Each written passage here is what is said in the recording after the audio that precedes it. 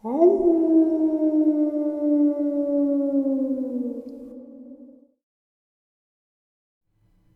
greetings and salutations, everyone. I hope everyone is still doing well, and welcome back to tonight's second half. Before we get into the second half, a couple links. As you know, I rely on Patreon, PayPal, and my merch to help the channel to continue to grow and go. The links to Patreon and PayPal are in the description below, my merch displayed directly under the video. Also, Dogman Frightening Encounters Volume 1, 2, and 3, the audiobook versions. They were written and researched by Tom Lyons, narrated and produced by me, Jeffrey Nadolny. Those audiobooks are available on Audible, Amazon, and iTunes, the links to which are also in the description as well. And finally, last but definitely not least, if you'd really like to help support this channel to continue to grow and go, simply subscribe, click the like button, and please leave a comment. It really does help, and it does matter. And now, everyone, I have taken far too much of your time. Let's get on with tonight's second half. Shall we?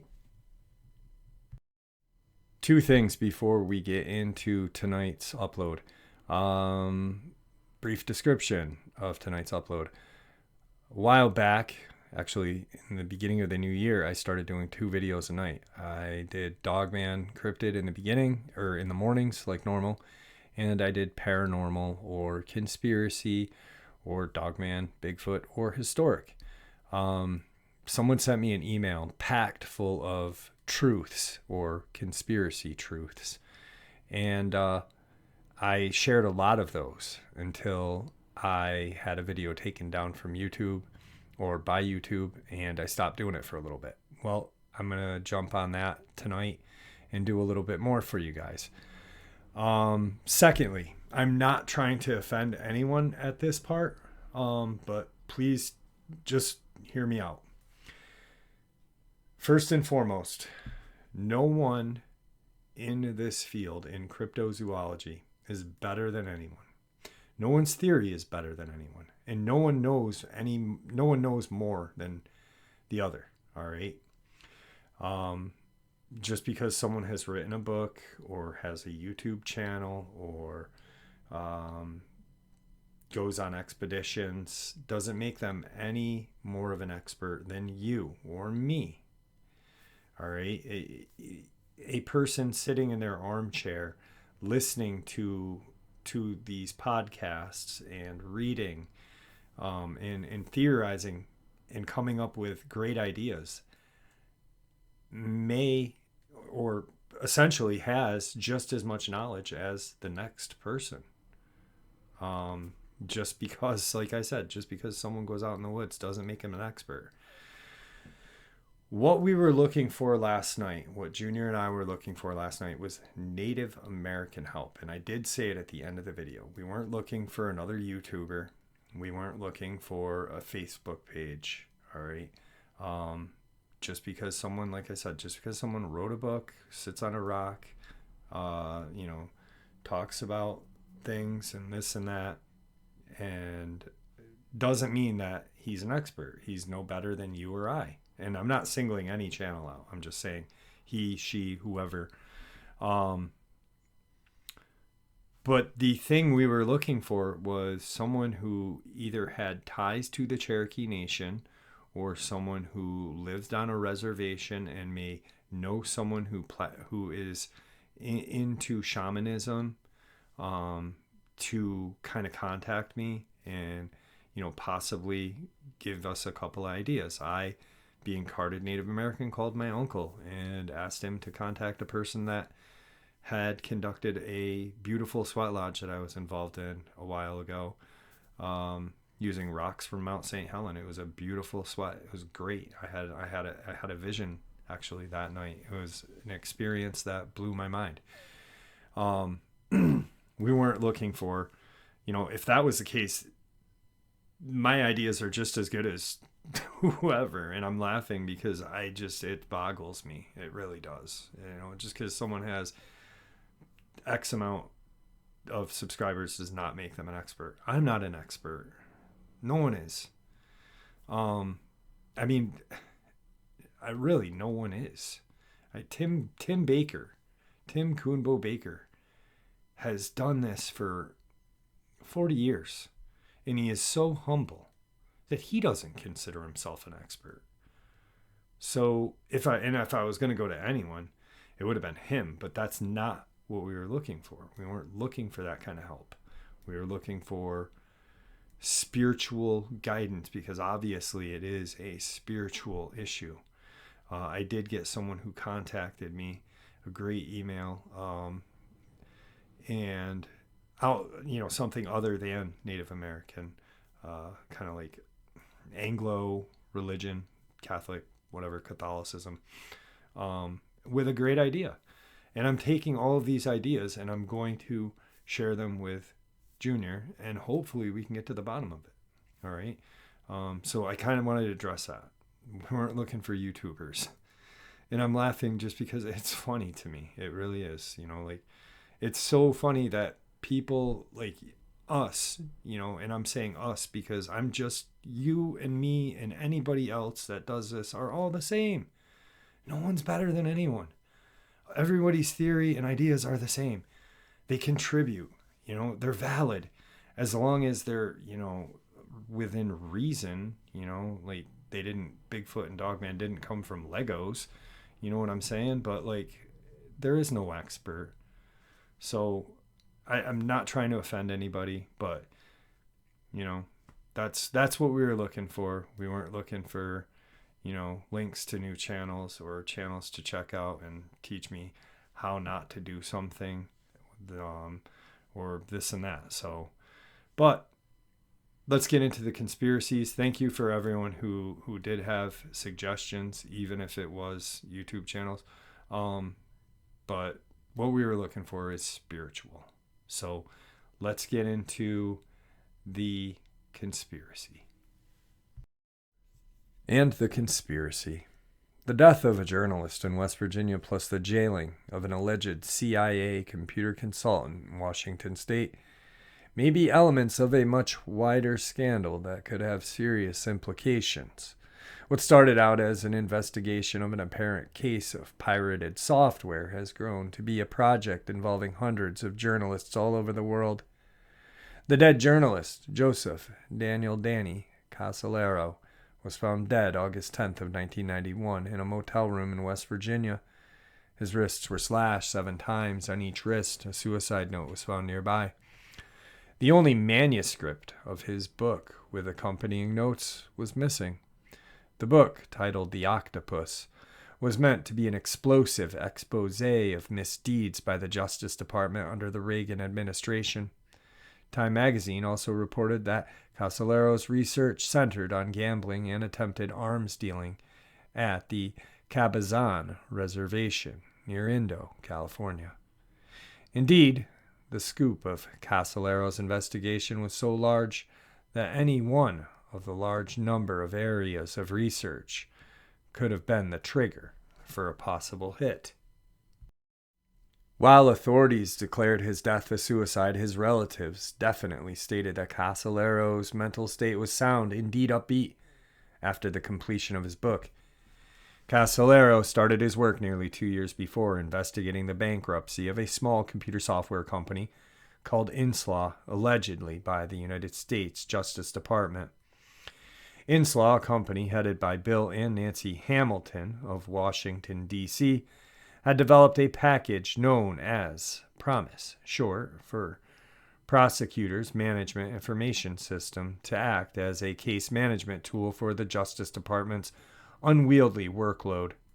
Inslaw President Bill Hamilton has claimed that Ed Meese' associate, Earl Bryan, has given control of pirated versions of the PROMIS software by Meese to sell back to different U.S. government agencies for great profit. 2 courts have so far agreed with Hamilton, awarding an $8 million judgment, but higher court of appeal had quashed the award and verdict, declaring it was not the jurisdiction of lower courts. As of October 9th, the case had moved into the realm of the Supreme Court. Earl Bryan owns United Press International and Financial News Network. According to the Washington man who claimed to have modified the COBOL-based software for the CIA and other intelligence agencies, the software was a reward for Earl Bryan's role in arranging the so-called October Surprise Gambit, the alleged conspiracy to withhold the American hostages in Iran until after the '80 election, which saw Carter removed from power. The October Surprise scandal has taken some time to emerge. In a Paris meeting, President Bush is alleged to have met with Ali Akbar Hashemi Rafsanjani, the Speaker of the Iranian Parliament, Mohammed Ali Rajai, and future President of Iran, and Mansour Ghorbanifar, an Iranian arms dealer with connection to Mossad, according to Navy Captain Gunther Rossbacher, who claimed to have flown Bush, William Casey, the CIA chief, and Donald Gregg, a CIA operative, to the location. Rossbacher, who made these allegations in May, is now in jail on Terminal Island, convicted on a charge of impersonating a U.S. attorney. Side note, Rossbacher defected from the CIA with 12 Navy SEALs under his command and was on at least 2 occasions the target of attempted CIA hits. The would-be assassins attempted to drive Gunther and his wife off the roads and down side cliffs to their death. However, according to Rossbacher, his SEAL team agents, who were watching over him unbeknownst to the intended assassins, moved up quickly from behind and sent the CIA hitmen to their deaths instead. The Washington man is Michael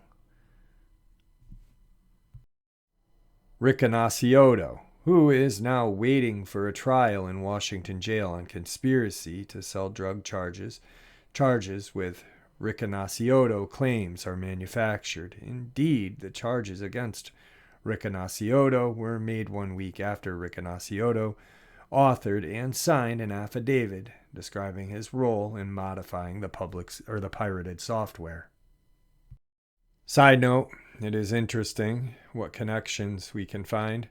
Michael Riccognacciotto was a whack and hunt CIA employee who told researcher Michael Lindman that he had attempted to get the whole helicopter full of documents and evidence detailing illegal biogenetic activities and non-congressional sanctioned projects involving illegal aliens out of Nevada test site.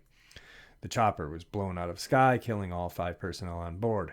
Michael's father happened to be Marshal Riccognacciotto, a fascist and supporter of Adolf Hitler, who was a very close friend of Fred L. Chrisman. Chrisman was involved in the Murray Island UFO sighting incident in 1947 near Tacoma, Washington, with researcher Anthony Kimori believes involved the test flight of a hybrid CIA Project Paperclip Nazi aerial discs. There are several sources which claim that by the early 40s the Nazis had succeeded in test flying wingless crafts powered by rotary devices, rocket power, and donut configuration jet turbine engines rather than cylindrical, with the cabin stabilized by gyro and compressors rotating in one direction, and the expansion chambers and vectored exhausts rotating in the opposite.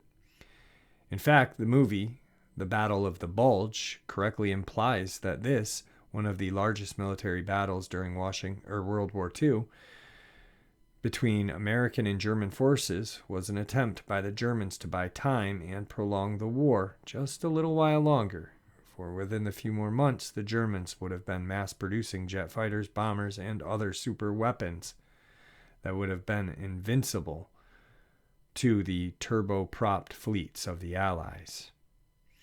With the Allied invasion of Germany just before the mass production began, many of the prototypes and plans of the Nazi military machine were captured. However, most of the most sophisticated prototype plans and even scientists mysteriously turned up missing following the war. After the war had ended, several of the Nazi scientists who were captured and who had helped develop revolutionary aircraft were recruited by the CIA as a result of a secret deal that had been made between Alan Dulce, a member of the Bavarian Illuminati, and the Nazi SS general Reinhard Gehlen, a member of the Bavarian Thule Society. The deep connections between the Bavarian Illuminati, which sponsored the CIA, and the Bavarian Thule Society, which sponsored the Nazis, allowed for a upper covert op level of CIA to be manned by nothing less than the core of the Nazi SS itself, with the help of fascist sympathizers and the fifth column double agents working within the American intelligence.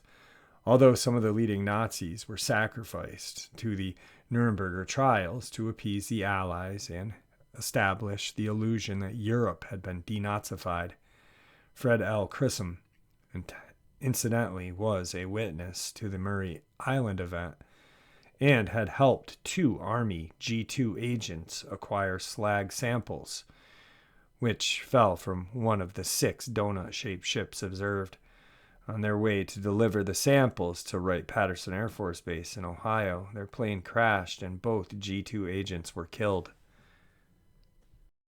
Some people at the time insisted that the plane had been sabotaged. 2 of the reporters who investigated the incident lost their lives. And Kenneth Arnold, who investigated the incident after being commissioned by Amazing Stories by editor Ray Palmer, claimed that his conversations with high Air Force officials concerning the subject were electronically monitored.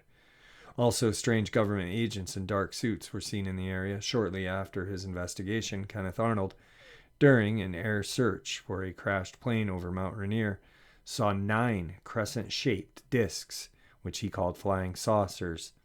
The news media publicized the event, the term stuck, and became a media catchword ever since. Also around the same time, 1947, Arnold escaped a near-fatal crash when his airplane mysteriously lost power. The connections do not end here. Fred L. Chisholm was a close friend with Clay Shaw, whom Louisiana District Attorney James Garrison, see the movie JFK, accused of being CIA mafia go-between in the JFK murder. Garrison arrested Shaw in an effort to charge him and the CIA with JFK's assassination. However, only a few days before the hearing, Garrison's star witness, David Ferry, was killed, and Garrison's remaining evidence was not enough to bring about a conviction.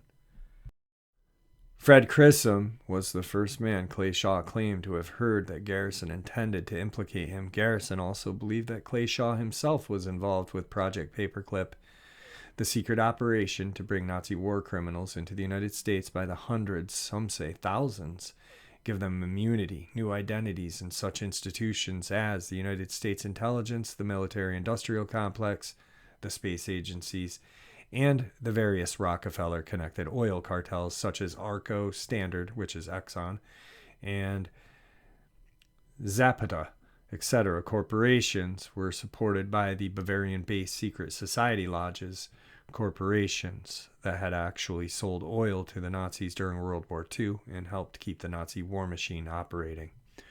According to Garrison, Crimson worked as a middleman between the fascist policymakers and the lower echelons of the military-industrial complex. Oh, what a tangled web.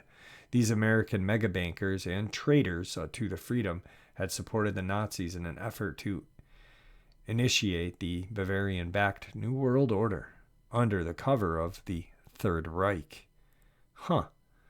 Read the book No One Dare Call It a Conspiracy by the late Gary Allen for more on the Rockefeller connection. The affidavit also claimed that he, Michael Riccognacioto, had been contacted by phone and threatened by Peter Vidicus, a Justice Department employee and customs official who Riccognacioto alleged had intelligence ties as to the possible consequences of his going public with certain information.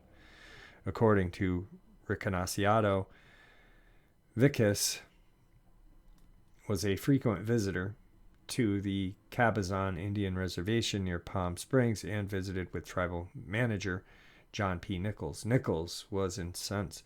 Riconosciato's boss in a number of enterprises conducted on the res, and the Promise modifications was just one of these projects, according to Riconosciato. In an interview with TC conducted from jail, the Promise software was modified to install a backdoor access for use by American intelligence services.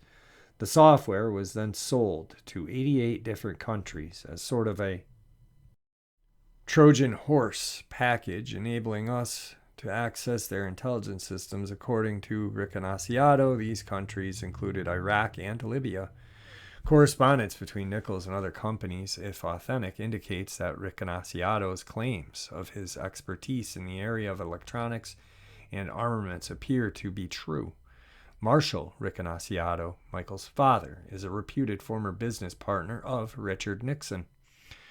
According to Riconosciato, the fuzzy status of reservation land as sovereign allowed elements of the CIA and organized crime to conduct business.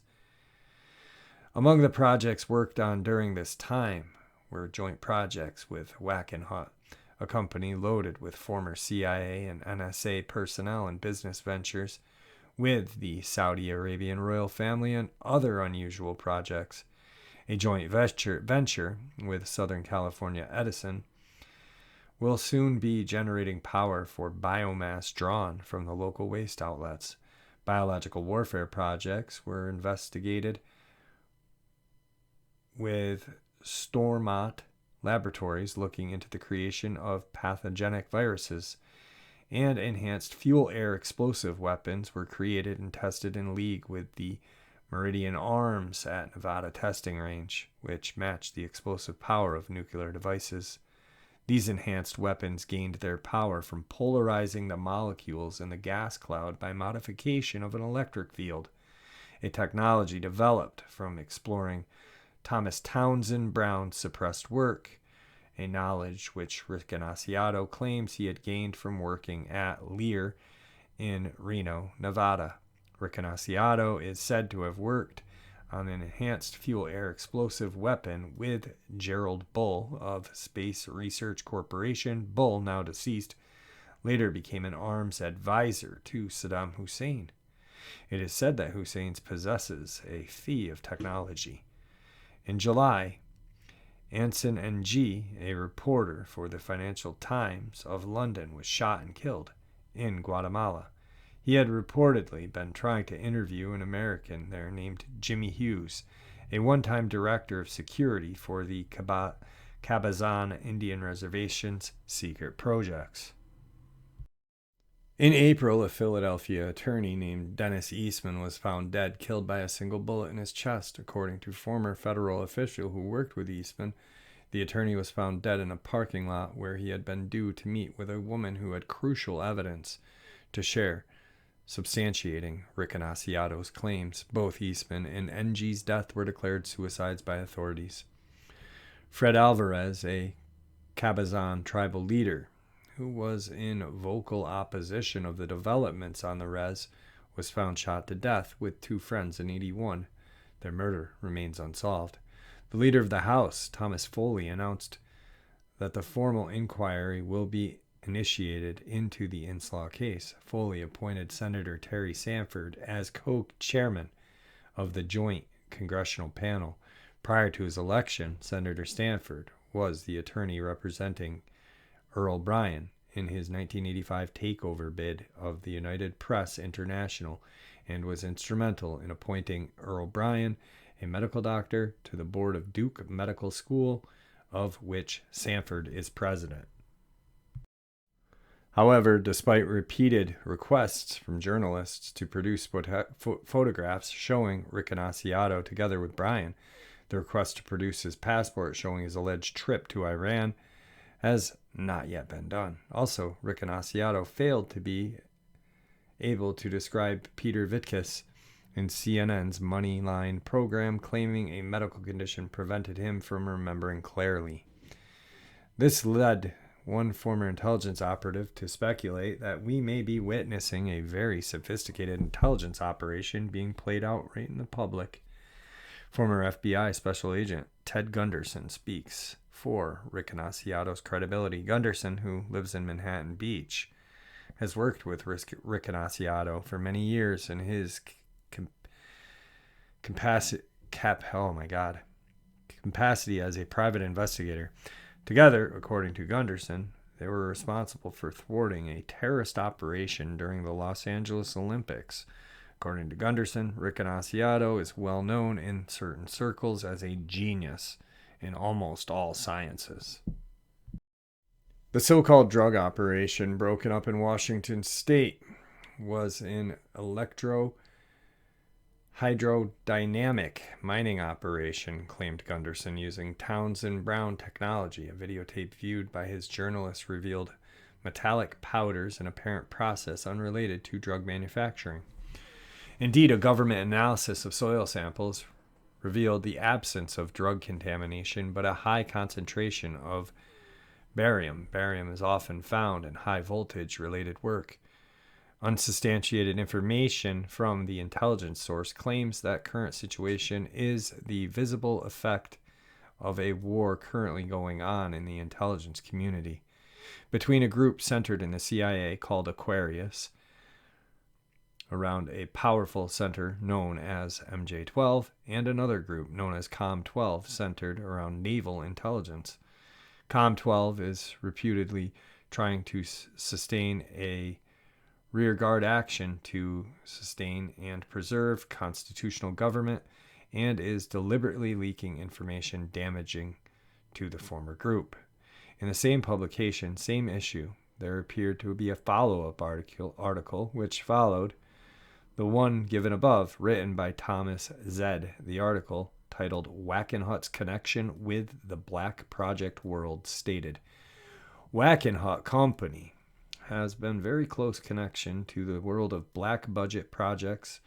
Besides being connected with the Cabazon venture mentioned in this issue, it is also responsible, according to jailed computer consultant Michael Rick Annunziato, for the secret projects being undertaken in Dulce, New Mexico, where the Jicarilla Indian Reservation is being similarly used.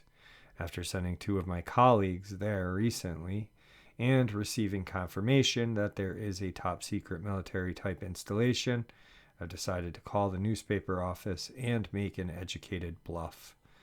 I identified myself as a freelance reporter from LA, told the newspaper that I was doing a story on the Cabazon Reservation biological warfare projects that had been undertaken there on behalf of the CIA.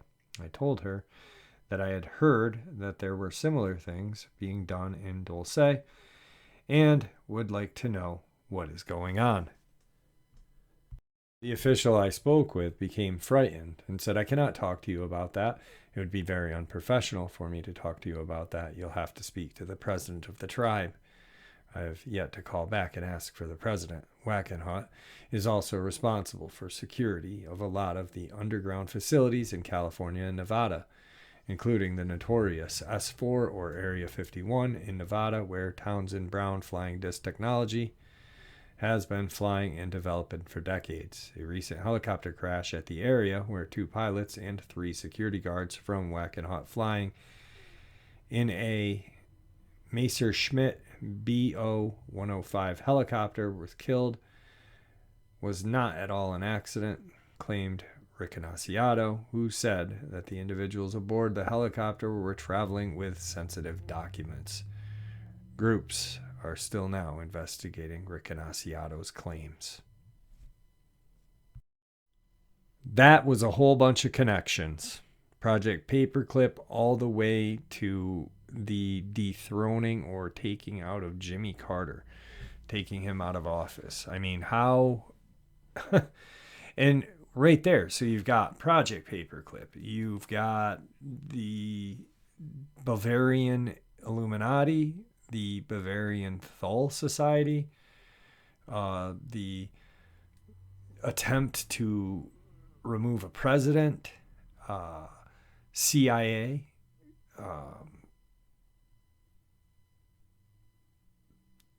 full of Nazi SS.